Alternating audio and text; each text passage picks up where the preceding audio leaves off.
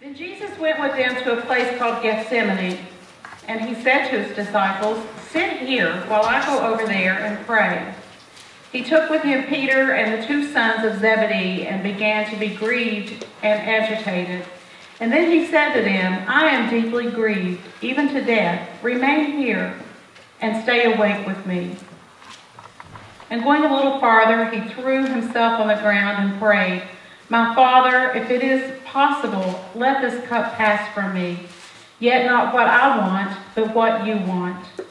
And then he came to the disciples and found them sleeping, and he said to Peter, "So could you not stay awake with me for 1 hour? Stay awake and pray, that you may not come into this time of trial. The spirit indeed is willing, but the flesh is weak." Again he went away for the second time and prayed, "My Father, if this cannot pass until I drink it, your will be done." And again he came and found them sleeping, for their eyes were heavy.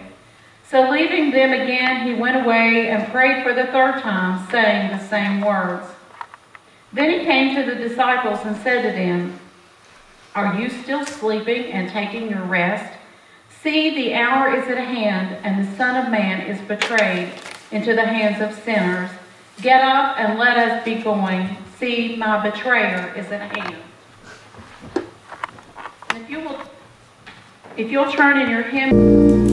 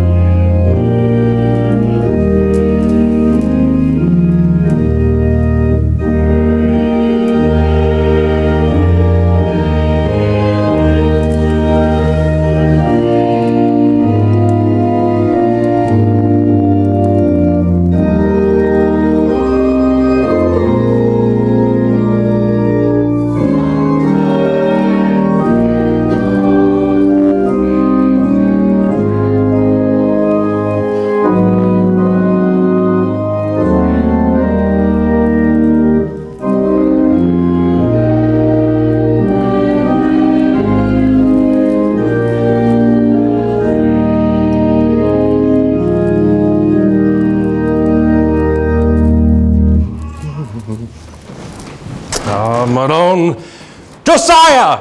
Ahmed! Hurry up! We don't have much time. We're losing daylight. I've got mules that are faster than you. Scan the entire grove. I want every olive found. I don't want a drop missed. We need every bit. Huh? What do you mean, why am I raising my voice? It's obvious. Time is money. And so aren't these olives. And you know we're about to make a lot of money, you know. You take your guys that way, I'll go this way. The Passover time is coming, and you should know that it's the last harvest. Yes, that way. You go there, I'll go this way. Money to be made. Money to be made.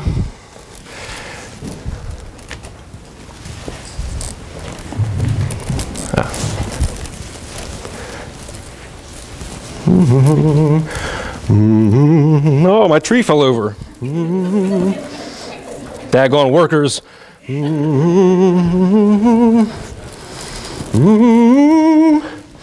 Gosh, they leave so many. Are you finding more over there? You're terrible collectors. We've got so many to... Oh, there's one. How can I get to that?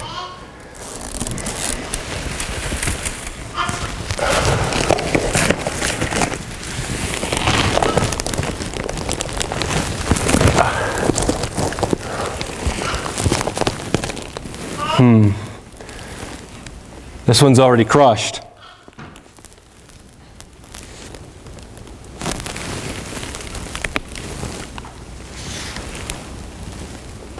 It's an awkward position to be in. Not because of my posture or the cool chill of the breeze. It's just that nobody's laid here like that since he did. That rock. You know, I was there. It was a night not unlike this one. Passover celebration was coming. The harvest was already in. I had a great year. Collected a lot of oils, made a lot of olive oil. Gearing up for that time, the Passover was coming. The sights and smells and sounds of the Passover filled the air. The smell of the unleavened bread, the bitter herbs, the cup, sounds of lambs crying everywhere, thousands of people, the place was packed. You remember the Passover, the time that we designate to sit back and to remember and recollect how it was that we were freed as Jews from slavery, of the oppression of Pharaoh out of Egypt, how we had to eat the bread quickly, unleavened. The blood of the Lamb was spread over the doorway so that the Holy Spirit would pass over our houses. Yes, we remembered that time when we were freed as slaves, when God freed us from that tyranny. So the Passover was about. It was a Passover then. Thousands of people were in town. The streets were packed, if you can imagine. Close your eyes and think of everybody flooding into Jerusalem, the city of God, buying their lambs to sacrifice over the Passover. The smell of cooked lambs. There was no place to stay. The place was packed full. Tents lining the sidewalks. And that was one of the times when one of his disciples came to me. Was talking to me about a place to stay. That they needed this garden. Talk about this rabbi they followed named Jesus. This Nazarene. I've heard of him before. All of the mess about him. Everybody talking about the miracles. The words that he used. His piercing eyes, yet loving. Words powerful and truthful, and yet gentle. Oh, and the miracles. People wouldn't stop talking about him. This controversial figure named Jesus, this rabbi, this Nazarene. And here one of his disciples asked me if they could have a place to stay. I don't know. Harvest was over. I wasn't collecting any more olives, wasn't making oil. It was out of season, and heck, I made good money that year. Oh, real good money. So I let him stay free of charge. I said, sure, yeah. Use my Gethsemane. Use my garden. These little olives here are great producers of wealth. Did you know that? I don't know if you know this, but much of the land is olive producing. Anybody can grow olives. You just have to be wealthy enough to own the land. But you see, it was an invaluable resource because, picture this. I harvest these olives. The olives are really valuable resources. It's very, very, very good money-making business. If you're with me, you should go into business. But the olives were wealthy. They made you wealthy. They were only good to eat. But there were so many other functions too. The oil was so rich. You had to have the means of making the oil, though. Women, skin moisturizer. Yes. Made your skin very smooth. They used the dried olives, the skins, for fuel of oil lamps. They use them for religious services too, purposes. If somebody wanted to be anointed, symbolically as an act, they would anoint heads with oil. So a very, very fine commodity. Something I offered, made lots of money. But my garden, and its namesake, is unique for lots of reasons, some of which you can't see, but let me show you. You have to understand that olives and making its oil was a very, very laborious process. It took a lot. And this isn't all of what you see here. This is my olive grove, but there's more to it. There's more to Gethsemane than that. Let me show you. Let me take you to another section of my garden. If you wanted to harvest olives, and you didn't have the means like I did, you brought your olives here, and I would take your harvested olives, and I would go to this pit. A basin, pretty deep, and you would fill the olives that you collected in that basin until it was full. Well, there was a millstone there, and that millstone was attached to a donkey. That donkey harnessed would go around that well, that basin, a number of times until all of those harvested olives were crushed to a pulp. That was one step in the process. And then once the olives were crushed, I'll tell you what we did. We take all those olives up, we put them in a burlap bag, and we take them to another section of the garden. This is what you'll see when you go there. This is a gigantic structure, a stone basin, if you will, rectangular. And they collected olives in burlap sacks or baskets like this, thin. And as much as you had, you stacked them in that opening there. See where that large timber piece of wood is? You would stack those basins up. You would stack those baskets up full of the pulped, the crushed olives.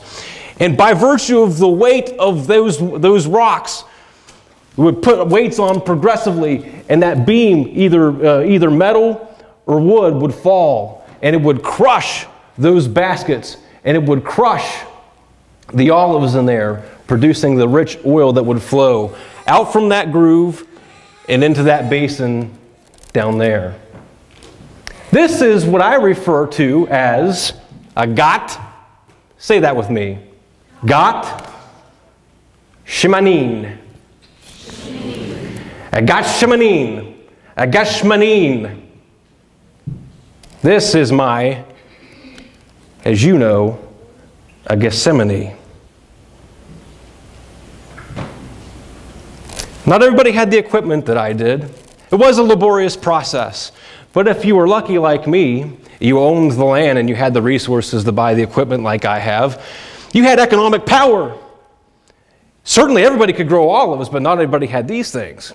And so they bring their olives to me, their harvested olives, and I would charge them a rate to process their olives and their oil, since they were used for so many things.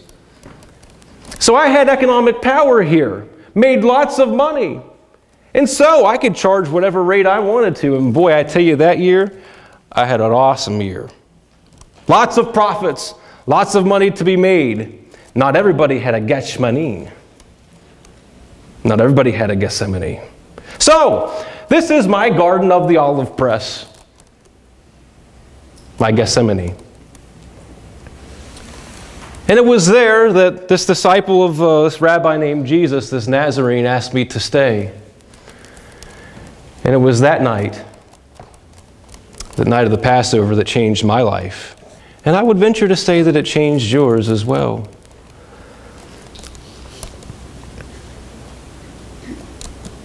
There in the Gethsemane, at least I like to say, the best is received. The finest is produced. The greatest is crushed. I have a reputation to hold, you know. But to take what you have, and for me to do what I do in my garden, my rates are pretty high. You'll pay a pretty steep price. Here I am thinking about money. You know, looking back, that night, that familiar night in the twilight, nothing compared to what happened there. You should have seen it. For you to come to me, for me to take what you have, and for me to do what I do in my garden, pretty steep price. But once I look back on that time there in the twilight, for Jesus to take what we have and to do what he did in that garden was more than money would buy.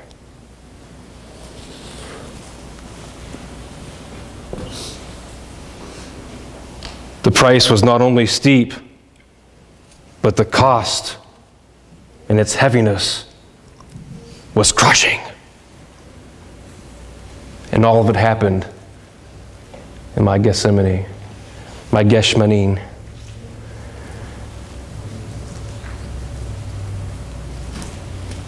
Of all the days I came to this garden, of all those moments that I pondered the prophets from my most pressured and treasured possessions, the Lord of eternity, think about it, came to this garden not to ponder the prophets, but to ponder the price for his most treasured and beloved possessions. Us.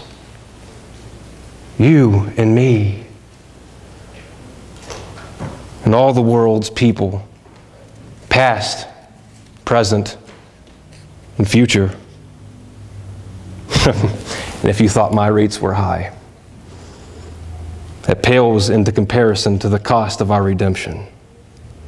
I saw it all there. I saw it with my own eyes. I was there in the twilight,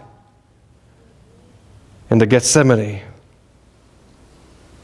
And now, looking back, I know that God, through the person of Jesus Christ, was willing to pay the highest possible price for us in that Gethsemane. And it was decided there in the twilight, in my Gethsemane.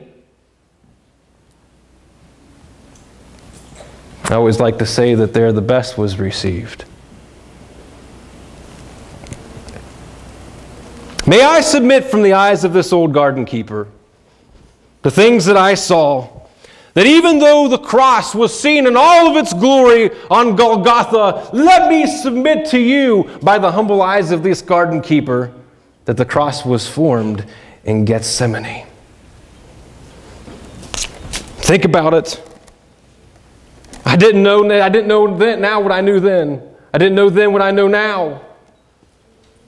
But when the strength of divinity crossed with the sins of humanity, it happened there. When the God of heaven stood face to face with the gates of hell. When faithfulness crossed fearfulness. And when the weight of love collided with the weight of sin. They come together at one point in my Gethsemane. Crushing.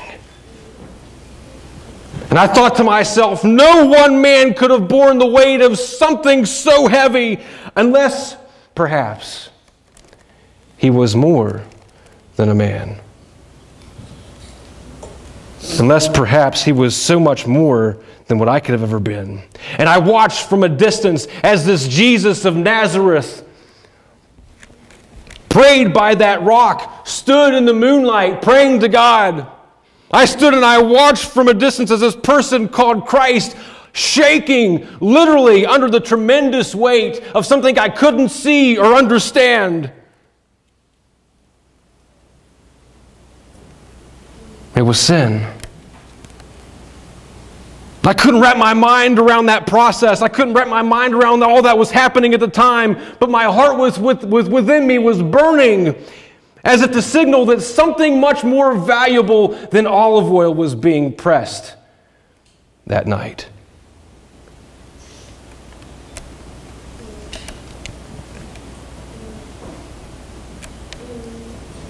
Yes, the sights, the sounds, the smells of the Passover. The sacrificial lambs filled the air that night as thousands were celebrating that Passover to remember how God freed the people from a slavery out of Egypt. Yes, it happened on that night. But looking back, I should have known that God was constructing a new Passover, so to speak, right there in my garden. And I was witnessing the sights and the sounds of another sacrificial lamb who was himself preparing to free us from a much greater oppression. Suddenly, in a moment's time, the words of the prophet were revealed to me in an incredible way of Isaiah. The words that were written in the scrolls nearly 700 years earlier. It all made sense to me. 700 years prior to me, the scroll was written and it said this: He was wounded for our transgressions and He was crushed by our iniquities. The punishment that brought us peace was on Him, and by His wounds we are healed. He was crushed in my Gethsemane, in this place called Gethsemane, in my garden of the olive press. To that day I was so used to seeing the bright green glow of the olives pour out upon being imposed a heavy weight. But that night I couldn't believe my eyes as this one called Christ, under the tremendous weight and pressure of burden released what I thought were great drops of blood. Sweat that was pressed from his skin. And all of it happened that night, there in the twilight, there in the garden of my olive press and my Gethsemane. As he shuddered and shook under the weight of our burden, the weight of the sin, and finally prayed to the Father on this rock. It was almost as if he was in the Gethsemane. And in so many ways, he was. No one man, I thought, could bear the weight of this terrible guilt as he sat there and shook and bled out of his fear. Unless, perhaps, as I said, he was more than a man. This Nazarene named Jesus. Why so ominous? Why was he acting the way that he was? I don't know. I sat from a distance and I watched, and I thought to myself, even now, could it have been fear of pain or death? I suppose so. This Nazarene probably wouldn't have wanted to face that prospect no more than any of us would have. Was it his isolation? Maybe it was his loneliness. His disciples fell asleep there in the olive grove. He was by himself to bear this pain.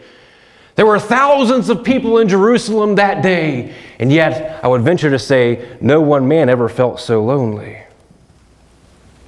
But surely there was more, something beyond the fear of pain or death, something beyond mere loneliness. Why was it more ominous? Well, I know now what I didn't know then. Jesus was experiencing a completely new thing. A foreign body, a new experience. Jesus, to that point, as God in the flesh, didn't know what it was like to experience sin. And that experience for Jesus could be called nothing more than something I call God-forsakenness. That's what I think was probably the most painful. Being in constant communion with the Father, inseparable, but now he felt alone and separated because what stood between he and the Father was the sin, not of him, but of us too. In my garden, in my Gethsemane.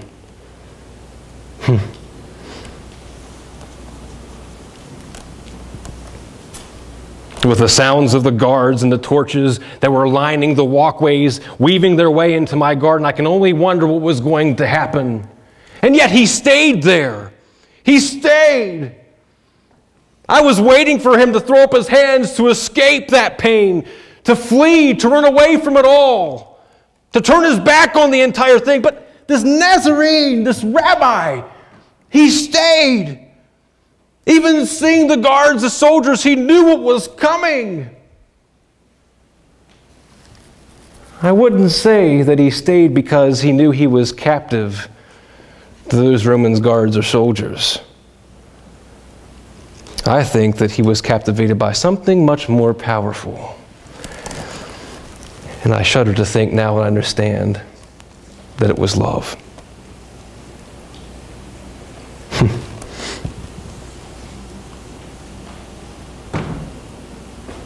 Could have turned his back on the whole thing, you know, that rabbi.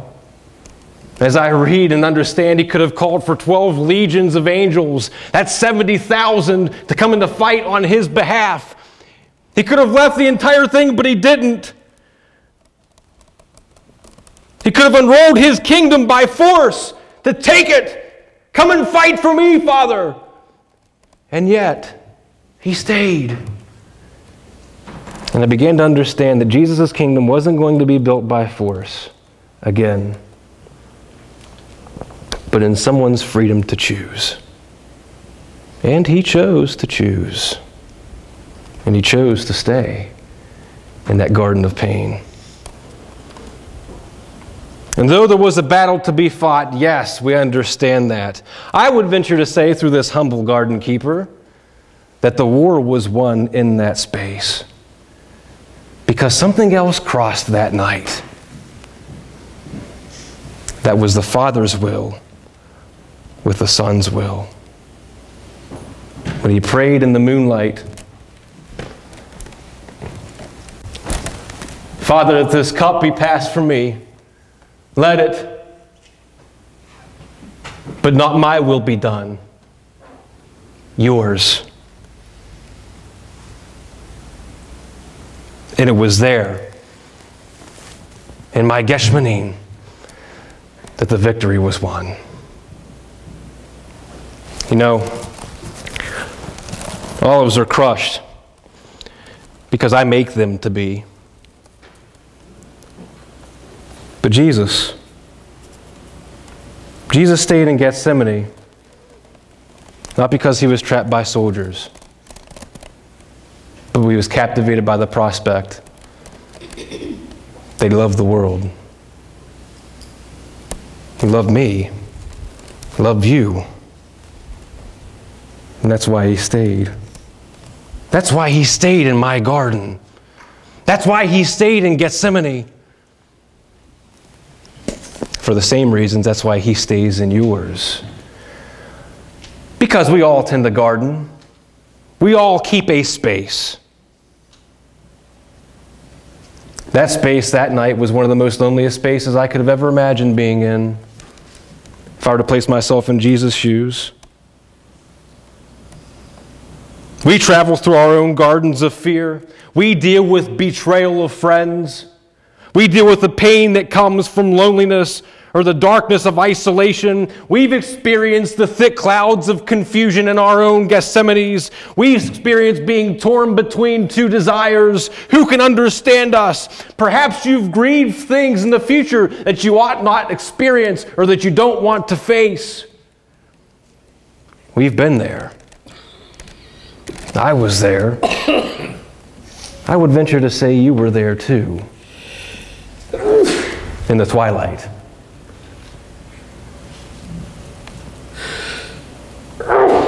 We know those gardens. We've been caught in those Gethsemanes. And right there in the middle of it all, who stayed is the Lord of all. And he prayed on our behalf. He says, I pray for these men, and I pray for all of those who will come to believe in me. Father, not my will, but yours be done. In that garden of pain, the Lord of eternity stayed. And he stays in yours. God held true on his promise through the person of Jesus Christ when he says, I will never leave you and I will never forsake you. He stayed. When all else is abandoned, when everybody flies the coop, Christ makes good on his promise to say, I understand and I'll stay when no one else will.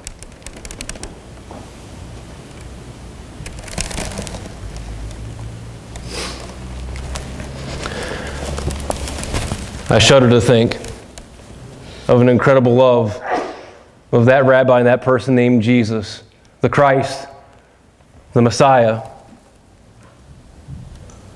In my Gethsemane,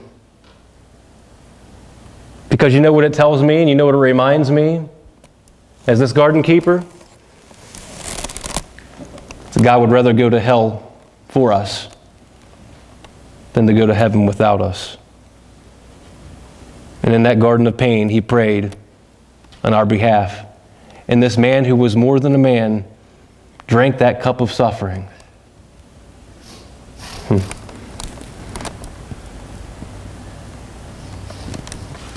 There in the twilight, the victory was won.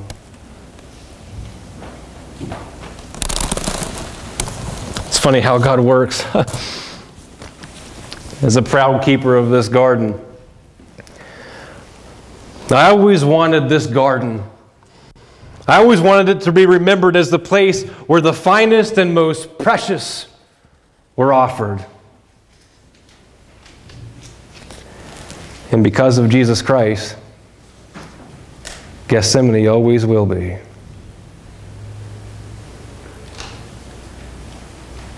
The garden of my olive press, my Gethsemane, there where the finest was offered for you and for me. In Jesus' name.